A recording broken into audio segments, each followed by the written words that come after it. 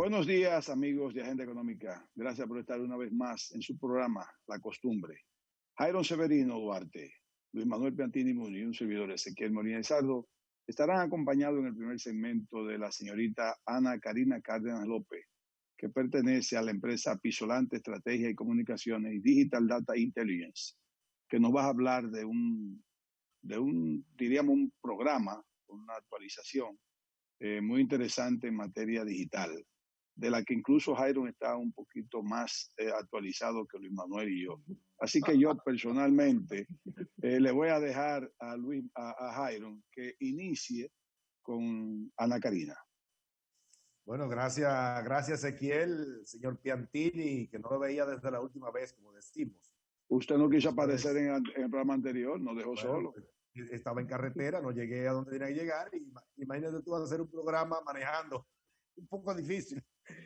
Pero gracias, bendiciones y saludos. Hoy está desde tu lujosa oficina. La oficina, exactamente. Pues le damos la bienvenida a Ana Karina Cárdenas López. ¿Cómo estás? Muchísimas gracias, Jairo, Ezequiel y Luis Manuel. La verdad, súper contenta de poder compartir con ustedes este espacio y agradecida con ustedes y con toda su audiencia para poder conversar hoy un poquito sobre temas de reputación digital, que estoy seguro que va a dar mucho de qué hablar. Bueno, y creo que con esto del COVID, la pandemia, la nueva realidad o covidianidad, Pisolante trabaja con reputación, básicamente. Entonces, hay muchas cosas que se ponen en juego en esto de la pandemia y la reputación, la reputación de una persona física, pero también de las empresas. ¿Qué nos puede decir en este contexto cómo ustedes trabajan y cómo enfrentar muchas veces una de esas amenazas que hay en estos tiempos de COVID? Una pandemia que para nosotros no tenía precedente en los últimos 100 años, pero ahora es una realidad totalmente diferente. Adelante, Ana.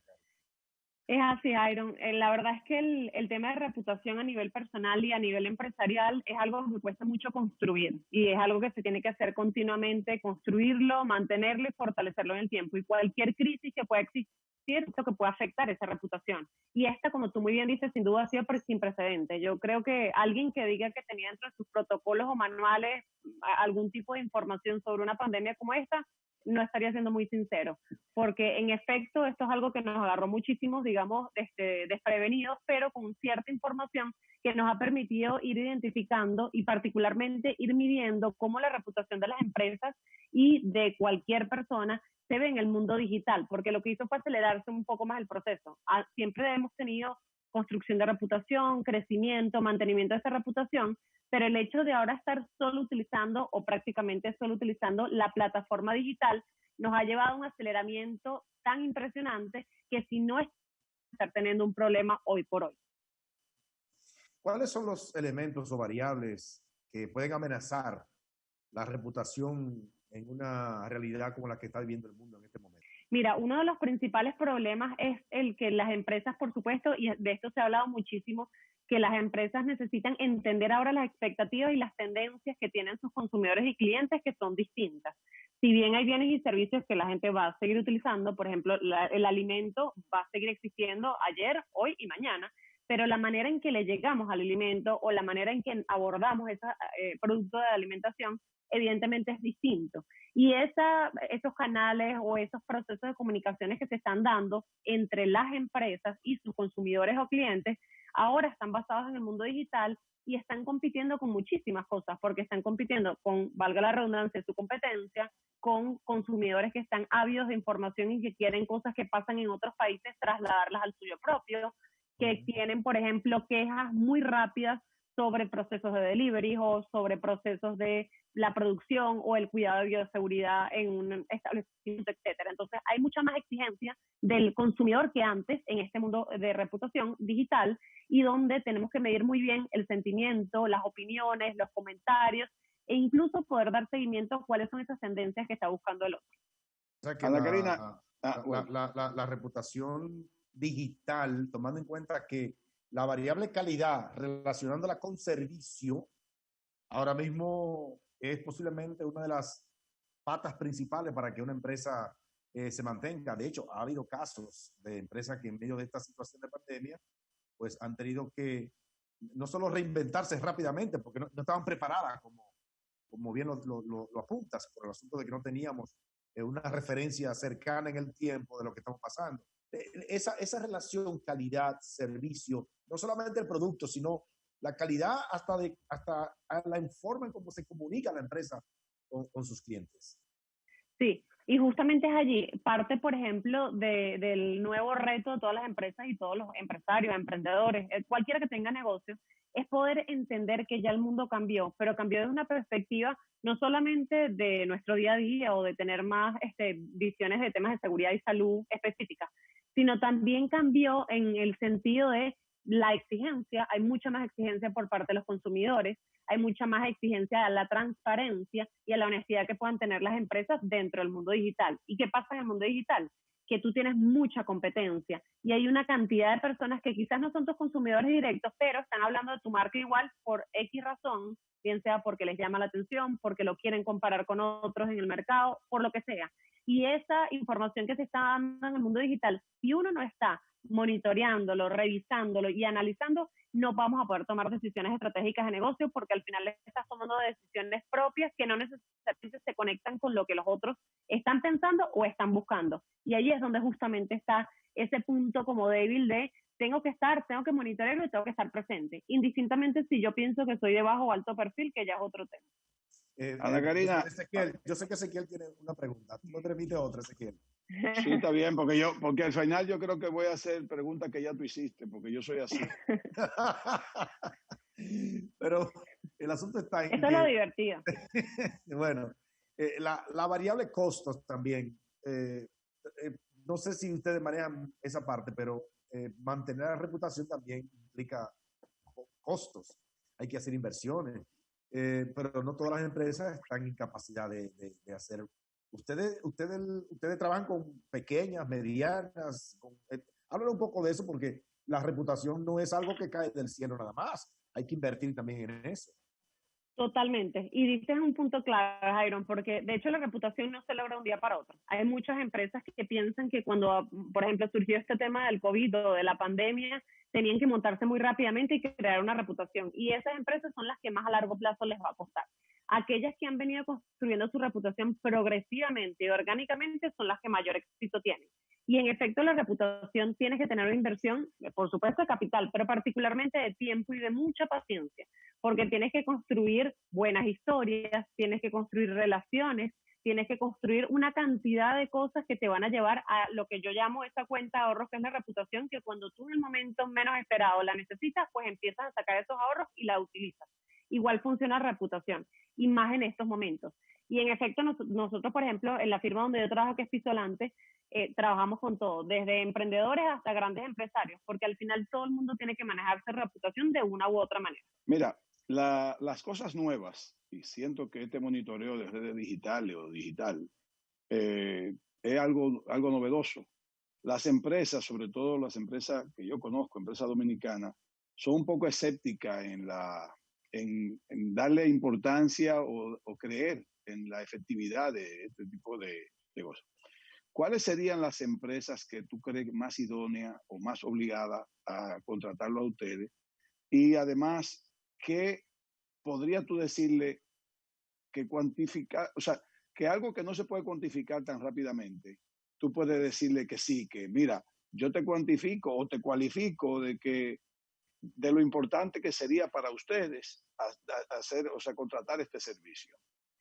Miren, la verdad es que así como muchas empresas, nosotros también en nuestro proceso de fortalecimiento veníamos trabajando el tema de reputación digital, pero nosotros mismos aceleramos el proceso justamente por la pandemia, así como muchas otras empresas o firmas están llevando a cabo una serie de procesos similares. Ahora, ¿qué tipo de empresas pueden trabajar en estos temas? Absolutamente todas. ¿Por qué? Y justamente traigo a colación una anécdota que yo tengo de hace un par de años de una gran empresa en Dominicana, muy, muy grande, cuyo presidente en su momento me decía es que no queremos estar en redes sociales de ningún tipo. Pero esta es una empresa que al final sus servicios son públicos, digamos, están abiertos al servicio público. Y cuando teníamos ese debate entre el presidente y nosotros, digamos, conversando un poco el por qué él quería estar tan bajo perfil, le decíamos que realmente no es, tú puedes querer ser de bajo perfil, pero es imposible que lo seas una vez que ya tienes clientes afuera. Si tú eres tú solo en tu casa, tú puedes manejar tu perfil. Pero una vez que ya tú tienes clientes afuera de tus 4 paredes, ya tu perfil existe en las redes sociales, lo hagas tú o no lo hagas tú. Van a estar en la plataforma digital, hables tú de ellos o no hables tú de ellos. Y que realmente lo más positivo es poder tú encargarte de tus comunicaciones, porque si no va a venir otro y lo va a hacer por ti. Y ahí es donde no vas a tener incidencia en si va a ser positivo o va a ser negativo en contra de tu reputación. Pero si tú la construyes, tú la manejas, tú la monitoreas, la analizas, identificas todos los resultados de valor para atarlo a una estrategia de negocio, te va a ir bien. Si lo haces de la otra manera, pues probablemente vayas a tentar a que hayan sentimientos o comentarios negativos que tú no vas a tener cómo contrarrestar porque ni siquiera tienes la plataforma para ello. ¿Y cómo funciona realmente el social media tracking? Mira, el social media tracking tiene distintas variables y se adapta a las necesidades de cada sector y cada, digamos, público, e incluso al tamaño de la empresa. Pero eso va desde, por ejemplo, en el tema, por poner un caso, digamos, reciente de COVID. En el tema de COVID, el uso, por ejemplo, de consumo masivo en términos de ir a automercados o ir a cualquier tienda para abastecerse, hay distintos intereses que tiene el público. Intereses desde que van en no confío en poder ir al establecimiento o quisiera que los cajeros o el personal, digamos, tenga unas medidas de limpieza específicas. Hay una cantidad de criterios que las personas han ido comentando en el mundo digital y que lo comentan bien sean plataformas de empresas de consumo masivo o lo colocan en cualquier otra plataforma, incluso personal. Este social media tracking o cualquiera de las metodologías que nosotros utilizamos tiene la capacidad de identificar cualquier comentario, sentimiento, opinión e incluso a poder entender el pensamiento que hay detrás de las personas que están hablando en torno a una marca o en torno a un producto o un servicio. Y allí es donde tú puedes identificar por ejemplo, que la gente no quiera acercarse a tu establecimiento porque pasó algo o porque tengan miedo por la situación de bioseguridad o cualquier otro. Pueden ser muchas las expectativas o comentarios. Pero solo eso te va a permitir medir cuál es tu reputación allí para tú poder tomar medidas. ¿Qué hace, por ejemplo, la empresa? Bueno, identifica si las personas o consumidores tienen miedo a acercarse por el tema del establecimiento, empieza a plantear cosas como las que pasaron de en el primera hora de la mañana, las personas de tercera edad son las únicas que pueden asistir. Y ahí empiezas a medir ciertas acciones estratégicas donde empiezas a escuchar a tu público y a atender sus expectativas. Porque si piensas hacerlo tú solo, vas a tener un quiebre, digamos, entre las expectativas y lo que tú como negocio quieras hacer. Te voy a hacer, vuelvo y te digo, y Jairon ya está acostumbrado a mis preguntas rarísimas. Luis Manuel, ni te digo. Luis Manuel ha tenido que hacer un curso de tolerancia. ¿Y cuál es la diferencia del social media tracking a un community manager? El social media tracking básicamente es la unión de varios software o varias, digamos, aplicaciones de tecnología que te permiten analizar sentimientos, comentarios, opiniones y tendencias y demás. Va a depender de lo que estén hablando de tu marca o similar o de tu empresa. En el caso del community manager es la persona que se encuentra detrás de una empresa en términos del manejo, desde el poder responder, el poder colocar la información o contenido, todo lo que hace la gestión de las comunicaciones digitales de una empresa. Esto entonces son, digamos, los software de análisis y esto lo que te hace es la persona que gestiona las redes sociales o las plataformas digitales. Yeah. Y eso llega a Big Data, eso es Big Data ya. ¿O todavía no llegamos ahí? En ese sentido sí, porque al final utilizas tecnologías, digamos, hay como grandes tecnologías en lo que se refiere a la comunicación digital y una de ellas precisamente es Big Data. Hay otras que están asociadas a temas de innovación o diversidad de directrices, vamos a decirlo así. En todo lo que tiene que ver con Big Data es básicamente todo este cúmulo. Yo lo pictorizo mucho tratando de imaginarnos un gran océano. Imaginémonos que estamos frente al mar y tenemos ese gran océano.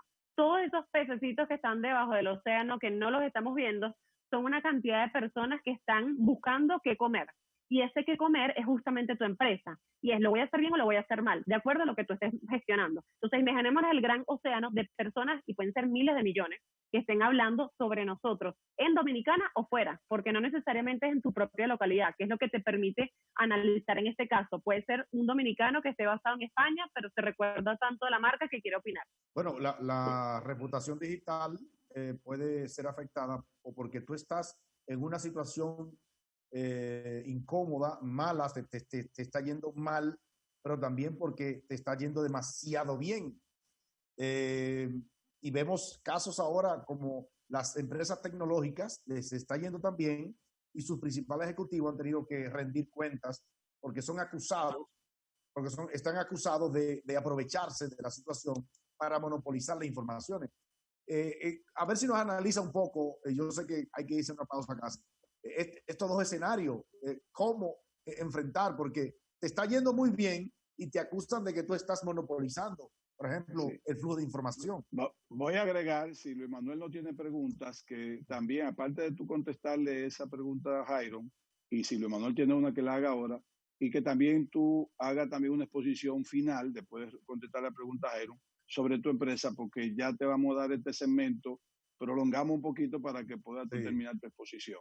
No tengo ninguna pregunta, estoy deleitándome, porque ustedes son los empresarios, son los que necesitan alimentarse de eso. Yo soy un teórico, escuchando el mundo real, estoy escuchando el mundo real. Sí. Nos prolongamos 2 minutos del segmento para que Ana Karina pueda ya hacer la posición final. Vale, miren, básicamente es un llamado a todos, a personas, empresarios, emprendedores, empresas que estén en República Dominicana o fuera de ella, a que entiendan, y no tiene que ver directamente con nosotros, pero que entiendan que indistintamente de con quién lo hagan, así sea de manera propia, tienen que estar hoy por hoy monitoreándose más allá del mundo presencial. El mundo cambió y tenemos una cantidad de información que está pasando que puede ser positiva, negativa o neutra, y que nosotros necesitamos entender, analizar y poder crear respuestas a esas tendencias, esas expectativas que está buscando la gente. Nosotros en la firma en Pisolante lo trabajamos de manera muy cercana con los clientes y la verdad hemos tenido muchísimo éxito, particularmente en situaciones de COVID. Así que cualquier información igual, si necesitan algo, pueden seguirnos por nuestras redes sociales. Nuestro Instagram es Pisolante Global y pueden hacernos cualquier pregunta. Pero de verdad, un gran llamado a que podamos entender qué es lo que están buscando nuestros consumidores y nuestros clientes para poder adaptarnos a ellos, porque si no vendrá la competencia y nos comerá muy rápidamente. Gracias Ana Karina por participar en el programa. Ya ustedes saben, amigos de Gente Económica, estuvo Ana Karina Cárdenas López de Pisolante, Estrategia y Comunicación. Y nada. Mira, haciendo historia, Venezuela, Miami, República Dominicana. Y España. España, ¿no? Sí, porque ella es venezolana, pero también tiene origen español. Sí. Un placer, Ana Karina. Gracias. Vamos a una pausa.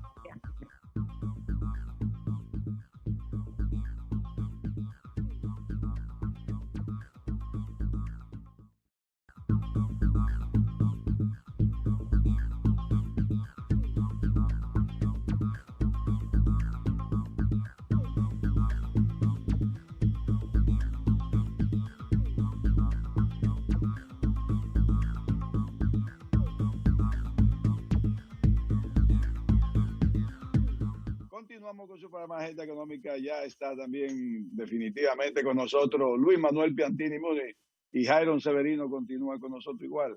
Así que continuamos con el programa Agenda Económica. Luis Manuel, te toca este segmento casi entero a ti. Sí, ¿verdad? No, fíjate, muy interesante la exposición. Este programa es tuyo, Luis Manuel.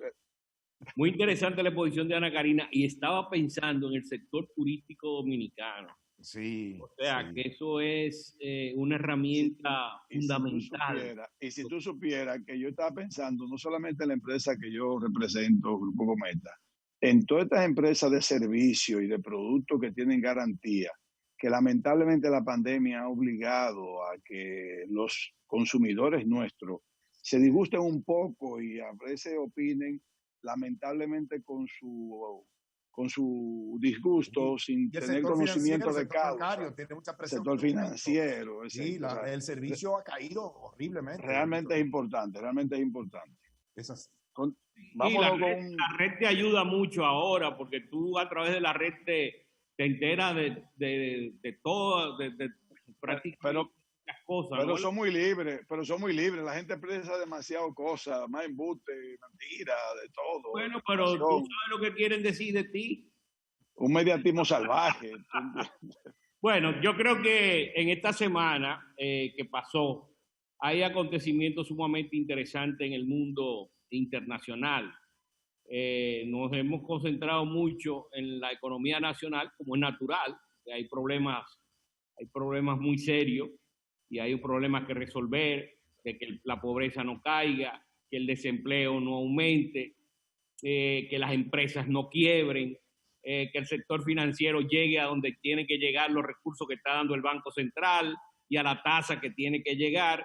O sea, hay una serie de elementos que nosotros hemos utilizado en estas últimas intervenciones porque son propias del momento que estamos viviendo en el país y que lo vivimos todos los días. Ahora, el mundo internacional también nos está presentando un panorama sumamente crítico. Vemos cómo la economía norteamericana en términos anualizados cayó un 32.9% en el segundo trimestre del año. Sí, histórico. Una cosa increíble, ¿no? Aunque China se está recuperando, ¿te has visto cómo China se recupera ya? Sí, China se está recuperando y ahora se proyecta que el crecimiento de China sea un 1.6% durante el año, 1.6%.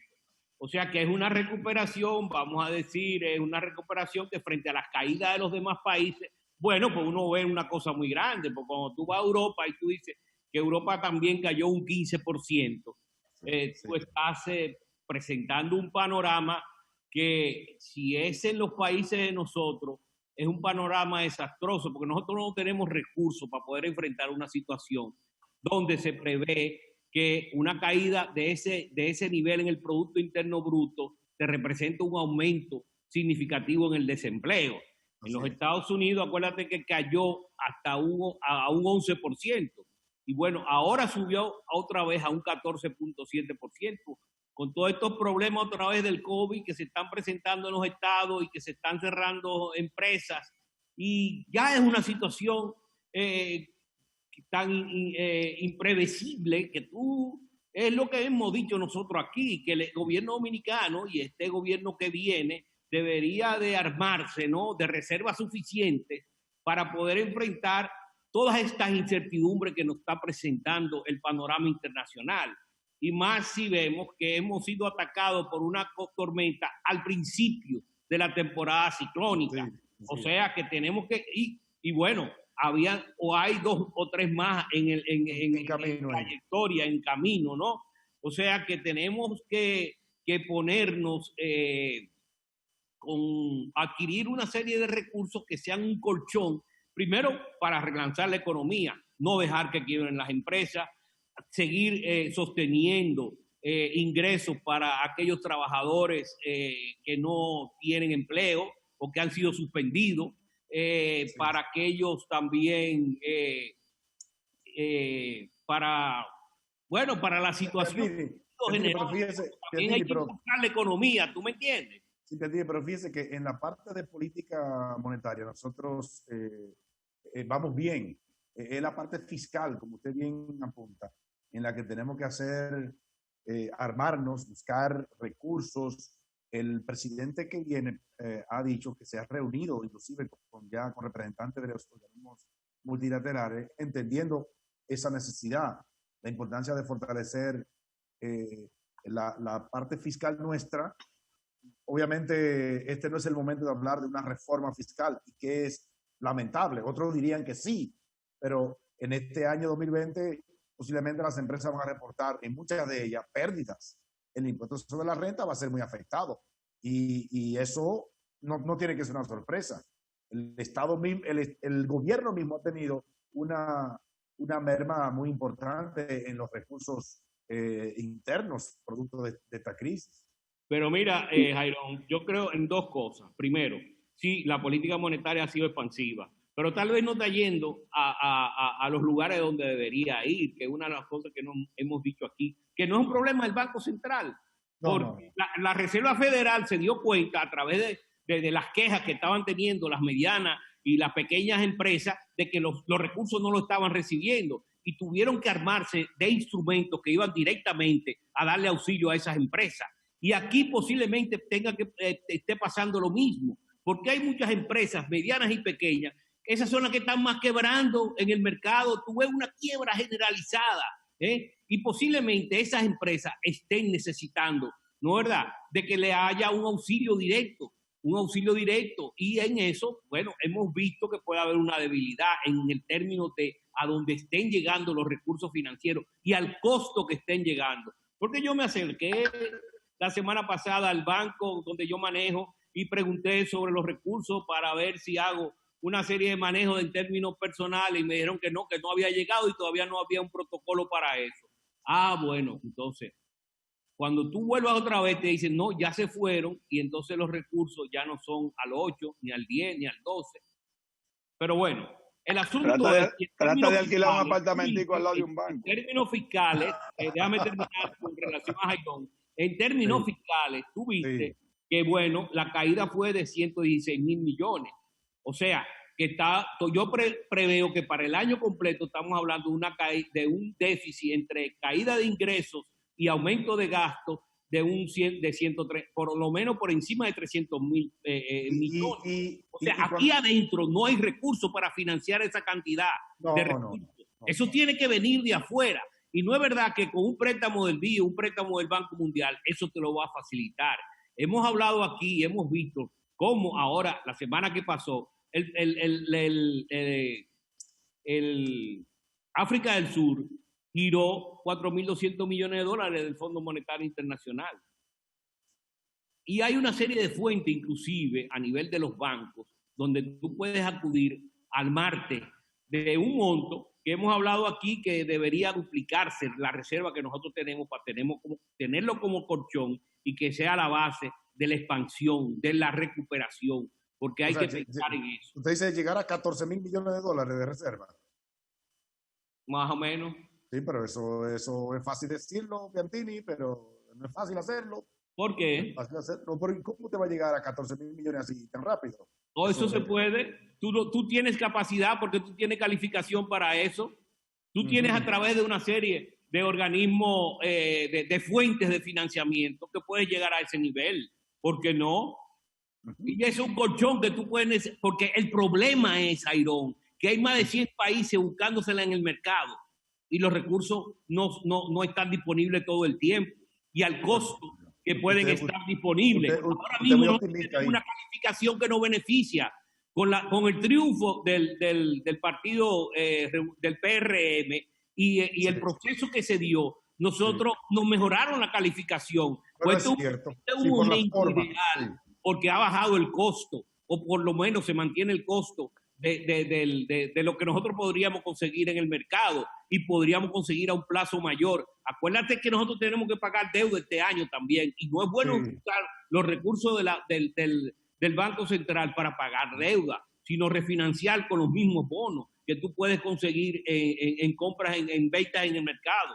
Muy cierto. Bueno, miren, para mantenernos en la parte internacional como inició Luis Manuel, yo recuerdo que a finales de mayo en este programa, estando nosotros tres presentes, de las cosas que me preocuparon, me inquietaron, es que de esta pandemia, si el mundo no cambiaba hacia una situación de más igualdad o de menos desigualdad, donde haya menos exclusión, para nosotros la pandemia va a pasar como que la pandemia debe darnos a nosotros una razón o un motivo para que el mundo cambie. Pero hemos visto que la ONU se está quejando de que pidieron 10.700 millones de dólares para fines de apoyo a los países pobres y subdesarrollados, o más a los pobres, y que lo único que han recibido son 1.700 millones de dólares. Pero también vemos que los países más desarrollados como Alemania, Francia, Estados Unidos, Inglaterra, están ahora en una lucha fratricida de impuestos, Trump haciendo de la suya, que por cierto, para el mundo económico, la estadía de Trump como presidente de la República se está haciendo larga, muy prolongada, y su repostulación posible va a ser para... Biden va a ganar, parece. Yo no sé qué piensa Piantini. Bueno, es que uno nunca sabe nada. O sea, Trump la tenía perdida 4 meses antes y la ganó. Uno nunca sabe lo que puede pasar con esta política ahora norteamericana, cómo ha cambiado. Entonces, yo lo que digo es que al final los países desarrollados, las grandes potencias, no están entendiendo que el mundo está cambiando, que el mundo tuvo una especie de revolución o de explosión. El mundo ha explotado con esta crisis, con esta pandemia, pero ellos no están entendiendo eso, siguen con sus mismos problemas geopolíticos, siguen con sus mismos problemas de un capitalismo salvaje, siguen con sus mismos problemas de acumulación de capital. Fíjense cómo hay empresas, las digitales sobre todo, estas empresas de servicios, la Google, que han ganado más dinero. Señores, ustedes saben cuánto los billonarios norteamericanos, cuánto han ganado en los últimos 4 meses. 625 billones de dólares adicionales. Sí. O sea, han agregado a su riqueza 625 billones de dólares. O sea, no es posible. ¿Dónde está la distribución real de la riqueza que los países, que las potencias tienen que comenzar a hacer para que no haya un mundo tan desigual? Ya el mundo no se puede seguir desarrollando con la desigualdad que tenemos. Y vemos que la ONU se está quejando y estamos viendo los datos históricos, o sea, los datos evidentes de que lo que está habiendo todavía es mayor desigualdad. Eso no es posible. Nosotros tenemos que dejar esto. Fíjense que también dicen que las ARS en Dominicana están ganando más dinero en estos 4 meses que lo que ganaron en 4 meses. O sea, haciendo una comparación, vemos que estas compañías tienen más. Vemos que hay empresas que están cerrando, pero hay otros que... O sea, es que hay una desigualdad mayor. Pero, yo digo, bueno, pero ¿para qué sirve la pandemia? Fíjate, Ezequiel, hemos dicho a través de los programas de los últimos 3 meses, 4 meses, analizando esta situación, 3 meses, cuando se presentan los indicadores macroeconómicos, que el único sector prácticamente que está creciendo aquí es el sector financiero, y es el que tiene una rentabilidad alrededor del 20% del patrimonio. Ve a ver qué empresas lo están teniendo ahora. O sea, la gran mayoría de las empresas o están cerradas o han reducido sustancialmente sus ventas o si no han entrado en pérdida, por lo menos han entrado en tasa cero de crecimiento. Ya hay muchas que están quebradas, medianas y pequeñas empresas. Ya tú la ves, a mí me mandaron una lista enorme de las empresas que han quebrado.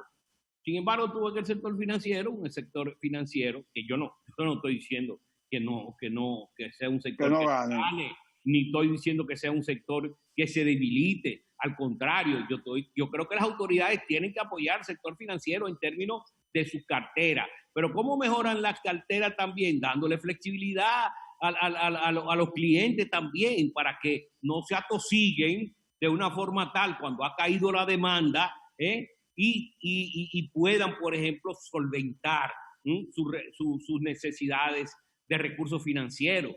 Entonces, es lo que tú dices. O sea, en esta situación vemos empresas que son las que se han beneficiado más de la pandemia y otras que han sufrido enormemente. Pero a la larga todas van a sufrir. ¿Por qué? Porque en el país el sector financiero vive del desarrollo de las otras empresas. Si las otras empresas no se desarrollan, el sector financiero se embroma, ¿tú entiendes? Entonces, es una interconexión que hay.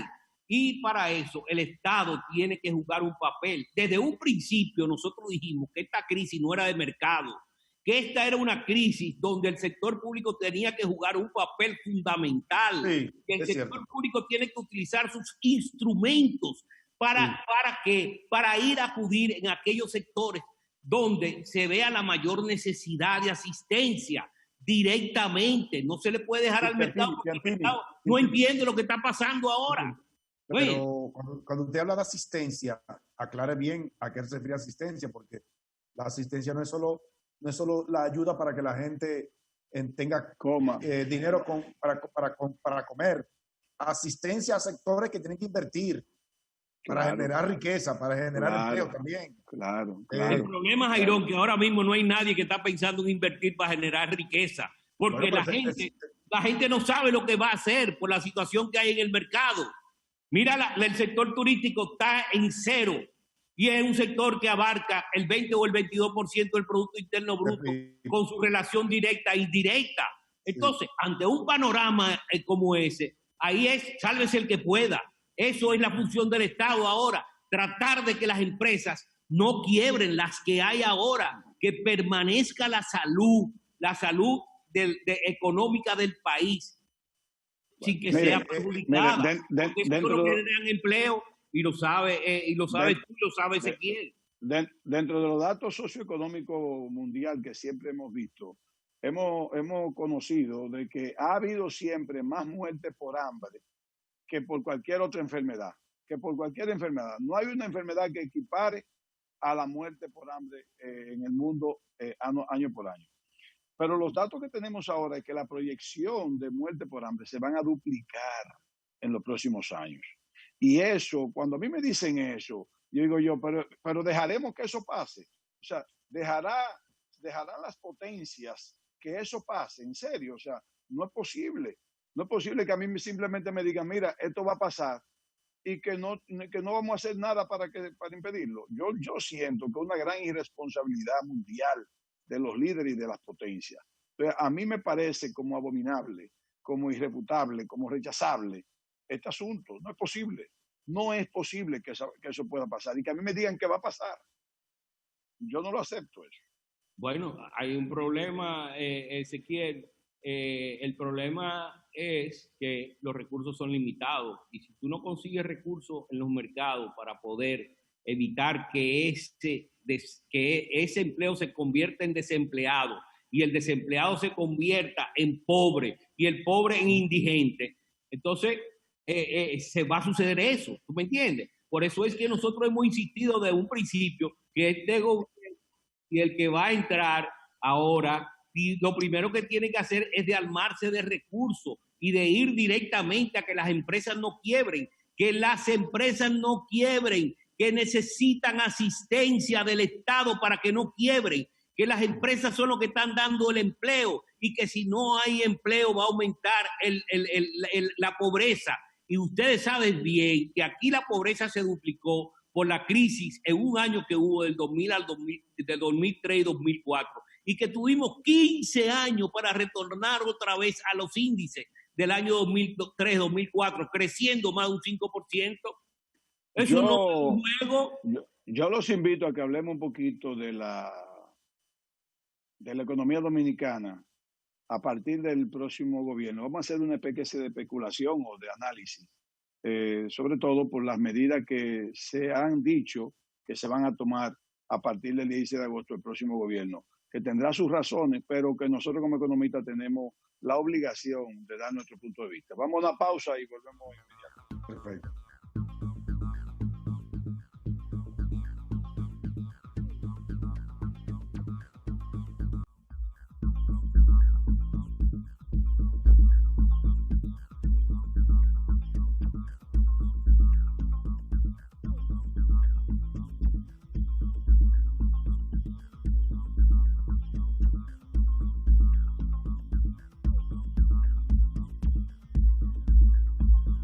Bien, continuamos con el programa Agenda Económica. Ya estamos en el último segmento. Luis Manuel Luis Abinader Corona ha dicho algunos planes que tiene o los programas que tiene en carpeta para comenzar a ejecutar a partir del 16 de agosto cuando él asuma el mando y el gobierno. Dentro de esas cosas, ha hablado y ha reiterado de la disminución o la eliminación o la fusión de algunas instituciones del Estado. Eso para nosotros implicaría reducción de la nómina estatal. O sea, si el Estado tiene 650,000 empleados, pues entiendo que va a reducir en una cantidad X. No vamos a especular en qué cantidad. Circe Almanzar coincidió, si se quiere, con nosotros, que la semana pasada habíamos dicho que había que tener cuidado cuando el nuevo gobierno tiene en plan reducir la nómina estatal, porque si en el sector privado se van a perder empleos y el sector público también va a eliminar empleos, entonces lo que podría haber es un problema mayor que lo que va a suceder. También está hablando de acudir a las instituciones multilaterales como el BID, Banco Mundial, y también buscar también asuntos de ayuda financiera multilateral. Dentro de las cosas que nosotros entendemos que tenemos que ver es que acudir al BID y al Banco Mundial para reactivar la economía, eso tarda mucho. Esas instituciones son muy burocráticas, hay que presentar proyectos, esos proyectos hay que discutirlo, primero ellos, luego se discuten entre las dos partes y luego entonces hay que llevarlo al Congreso y eso dura demasiado tiempo. Habría que ver cuáles son los otros planes que van a presentar ellos para que nosotros podamos ver en qué tiempo va a reactivar la economía, porque la economía hay que reactivarla, como bien dijo en la parte final del segmento anterior Luis Manuel Piantini. Ahora, yo voy a insistir en que tienen que tener mucho cuidado con la eliminación de las instituciones, aunque estamos de acuerdo. Estamos de acuerdo que más tarde que temprano, o más temprano que tarde, el Estado no puede tener instituciones que tengan la misma función. O sea, eso no tiene sentido. Eso y sí. hay instituciones que no tienen sentido de que existan. Pero hay que saber, 3, 4 haciendo lo mismo, 3, 4 pero hay que saber en qué momento y en qué tiempo. Mira, hay que ponerle un cronograma a eso. Mira, Ezequiel, yo hice un análisis de todos los gobiernos que han pasado desde el año 1966 hasta aquí. El que no hace reforma en el primer periodo no lo va a hacer nunca. Si esta gente no comienza a hacer la reforma que dijeron que iban a comenzar, no van a hacer la reforma. Que hagan reforma fiscal. No, espérate.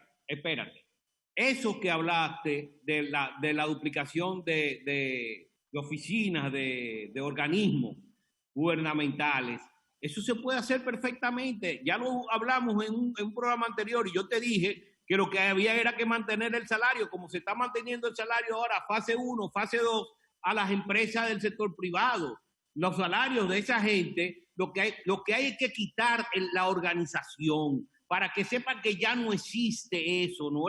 Que ya esa deficiencia ya no existe. Pero esa gente se le va a mantener su salario y si se le puede ubicar en otro sitio, se le ubica. Pero desaparecer eso. Porque si no se hace, uno, al principio, cuando ya se ubica en un status quo, es muy difícil tú cambiar tu mentalidad para volver a hacer reformas. El impulso inicial tú lo tienes que utilizar con toda la fuerza que tú tienes en términos de las reformas que tú quieres hacer. Eso le pasó a Balaguer mira, las famosas leyes del turismo y de zona franca, fue en el periodo en su primer periodo electoral que lo hizo de gobierno, del 66 al 70, y después tú ves cada presidente, el presidente Medina, el 4% del sector de educación, la reforma fue en el primer periodo. Después, ni la reforma del sector eléctrico, ni la reforma fiscal, nada de eso se hizo. ¿Por qué? Porque después los problemas te van copando y eso se deja. Ahora es que hay que hacer la reforma, inclusive la reforma fiscal que estaba hablando Jairón y que nosotros una vez dijimos, no, pero espérate, no, ahora es que hay que hacerla y sentarse, porque ahora es que se ve ahora cuál es la situación real. Y ahora es que hay que definir, porque como bien sabemos nosotros, aunque haya un impuesto de un 30, un 40, un 20, un 15, el año que viene no va a haber ingresos porque las empresas no han operado, la mayoría de ellas este año. Entonces, este es el momento en que tú vas a decir, bueno, vamos a reducir el impuesto de tal, y no lo vas a sentir. No lo vas a sentir porque como quieras no vas a tener impuestos. Entonces, yo creo que este es el momento ideal, ¿no? Para que las partes, al principio del gobierno, se junten y definan cuál es la agenda en términos de reforma y comiencen rápidamente eso. Tú no puedes dejar que eso se enfríe. O sea que es factible hablar de reforma fiscal, no de pacto, ¿verdad? Porque es diferente, es más abarcador. No hay tiempo para pacto. No hay tiempo para pacto. Pero sí una reforma fiscal. Yo creo que se puede hablar de un pacto, ¿por qué no? Se puede hablar de un pacto. Porque este es un pacto va a durar 4 años. Que está abierto y se ha visto. No, 4 años va a durar un pacto. Porque el proyecto del pacto fiscal está elaborado. No, pero ¿por qué? Ven acá y además, ¿quiénes son los que están en el sector, en la parte económica? La mayoría son empresarios, fueron presidentes del CONEP, fueron presidentes de Ángel. Son gente que saben. Ya es un híbrido, sector público, sector privado. Si el documento del pacto fiscal ya está elaborado, entonces que hagan la reforma basada en ese documento. Olvídense del pacto, que el pacto van a tener que reunirse como 60.500 veces y nadie se va a poner de acuerdo. Nadie se va a poner de acuerdo, porque cada sector quiere jalar para su lado. Pero ya te Ustedes lo saben que esa es la los idiosincrasia. sectores son los que están ahí, que ya lo que hay es la misma cosa, Ezequiel. ¿Cuántos pactos han funcionado? Oye, los empresarios prepararon una reforma fiscal, que sería pacto, a través del CRES, a través del Centro Regional de Estrategia Económica Sostenible. Lo prepararon. Y ahí estuvo Canaguate, participó también. No diga eso. No diga eso. No diga que fueron los empresarios. No diga que fueron los empresarios. Bueno, pero el CRES no pero el CRES no representa a toda la clase empresarial. No me diga eso, porque pero ¿quién ellos mismos lo han aclarado. No importa quién lo financia, pero no es el sector empresarial completo que representa. Bueno, pero es una institución. Sí, pero ese proyecto es... Está bien, pero ese proyecto del CRES. Reducción de tasa. Habla de reducción de tasa y de ampliación de base. Está correcto. Y eliminar impuestos. Eso es una propuesta. Y eliminar subsidios, eso es. Está bien, pero esa es una propuesta fiscal, no es un pacto fiscal. Bueno, ¿cuál es el pacto fiscal? Muy válida. Pero ¿cuál es el pacto fiscal? Eso es lo que ¿Cuál es el pacto fiscal y cuál es la reforma fiscal? ¿A qué tú le llamas pacto fiscal y a qué tú le llamas reforma fiscal? Es la misma pendejada. Si tú ves es lo mismo. Ahí, es lo mismo, viejo. No es lo mismo. Es que la reforma se convierte en el pacto. Es la reforma la que se convierte en el pacto. Discúlpame. Cuando tú la presentas y todo el mundo está de acuerdo. El proyecto fiscal que tiene el CRES es una propuesta del CRES que representa una parte de los empresarios. Si tú te pones a buscar un pacto fiscal, vas a tener que juntar a todos los sectores empresariales y no se van a llegar a ningún acuerdo. No vengan a mí y digan que es lo mismo, Luis Manuel. Yo no soy tonto para que me digan a mí que es lo mismo. No, ¿Tú crees que puede ser lo mismo? No es lo mismo. No es lo mismo. Ojalá que no se pongan a joder con pactos, sino que hagan sencillamente la reforma fiscal, que para eso lo eligieron. Un 53% que lo eligió. Bueno, pues háganse los responsables y hagan una reforma. Lo que dice es que agarren la reforma que hay como proyecto y que la sometan al Congreso. Al Congreso. Que no se discuta. Eso es lo que decirte, que se hagan responsables de eso y ya. Ahora, hay que hacerlo. Pero tiene que haber también, que es lo que han dicho los empresarios, que tiene que haber la parte correspondiente a los gastos. Por eso se llama una reforma fiscal integral. No solamente de ingresos, sino también de gastos. Yo te voy a decir tú como economista, si nos vamos a los gastos, ¿qué tú propones? Que se eliminen instituciones del Estado para que se eliminen cosas. ¿Qué es lo que se gaste menos? Pero espérense, que se gaste menos dinero en publicidad, que se gaste menos dinero en gasto de presentación y que además haya más transparencia en las compras, etcétera, etcétera, etcétera. Eso es lo que pasa. Bueno, que ahí va a estar participación ciudadana, pero participación ciudadana hasta ahora, este gobierno está lleno de participación ciudadana. O sea, si fuera por transparencia, este fuera un gobierno realmente totalmente transparente. Piantini, pero aguántate. Participación ciudadana, Jairo. El gobierno no ha arrancado todavía, Piantini.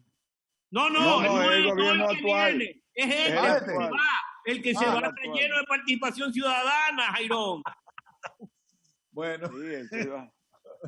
Sí, pero bueno, lo que sí que hay que entender y hay que ir viendo que algunas cosas que se ha dicho en reactivar la economía, no vamos a reactivar la economía acudiendo al BID y acudiendo al Banco Mundial. Eso es parte de. Ahora, la economía para reactivar. Estoy de acuerdo contigo. Estoy perfectamente de acuerdo contigo.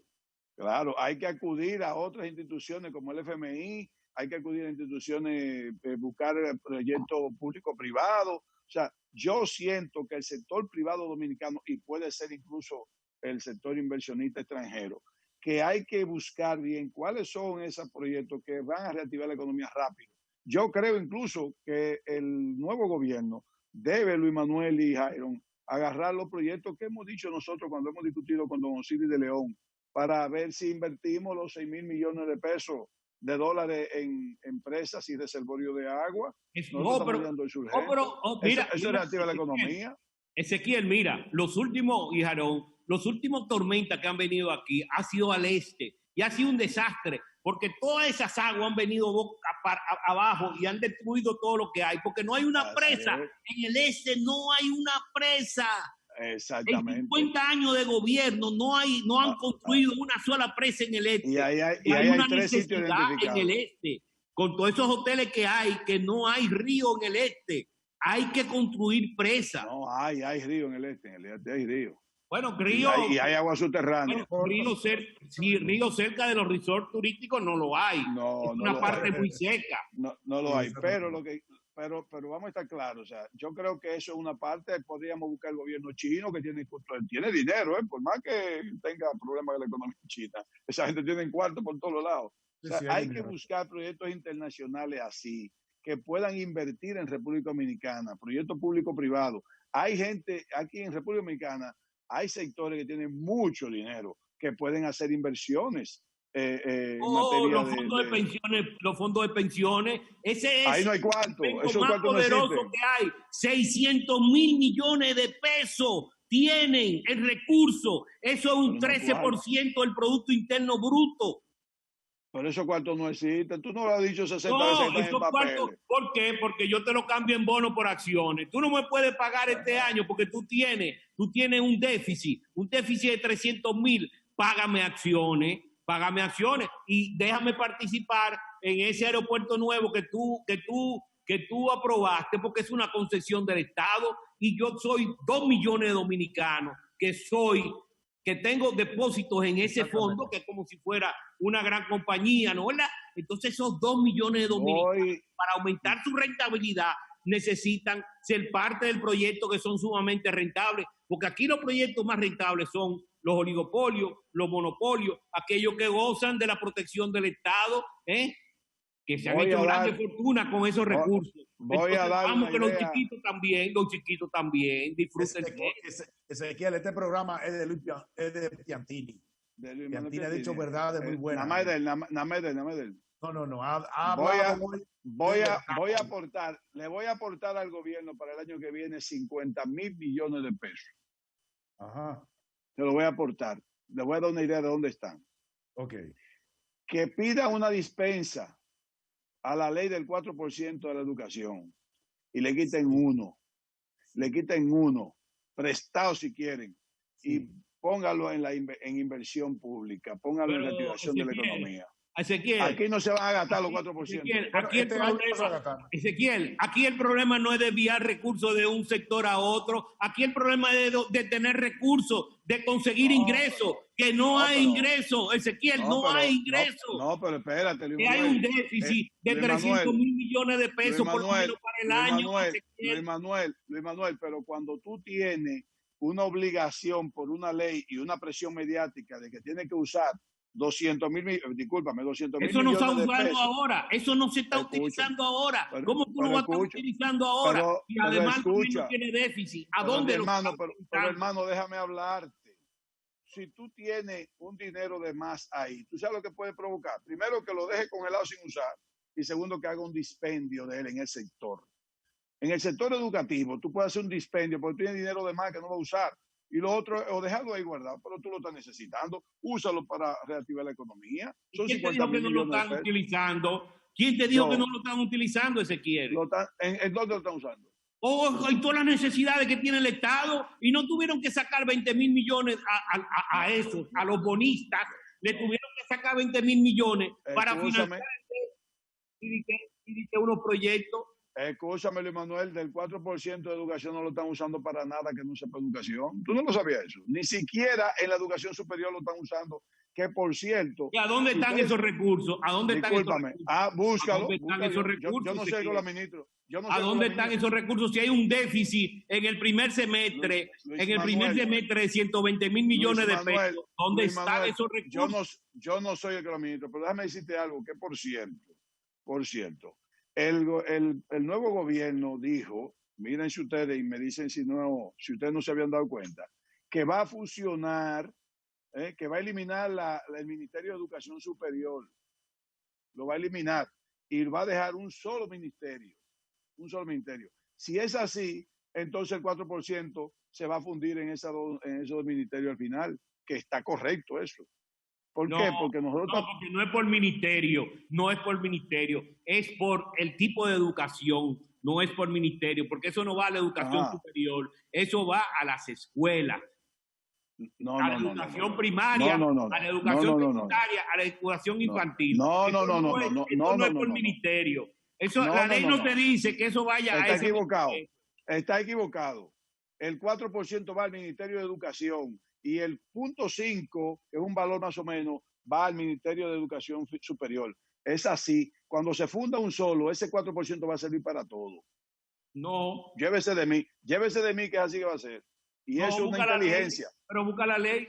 La ley es... El destino de esos recursos, ¿hacia dónde va? La educación primaria y secundaria en las escuelas. Eso no va para universidad, eso no va para tecnología, para nada de eso va. Luis Manuel, hasta ahora es así porque lamentablemente hay dos ministerios de educación.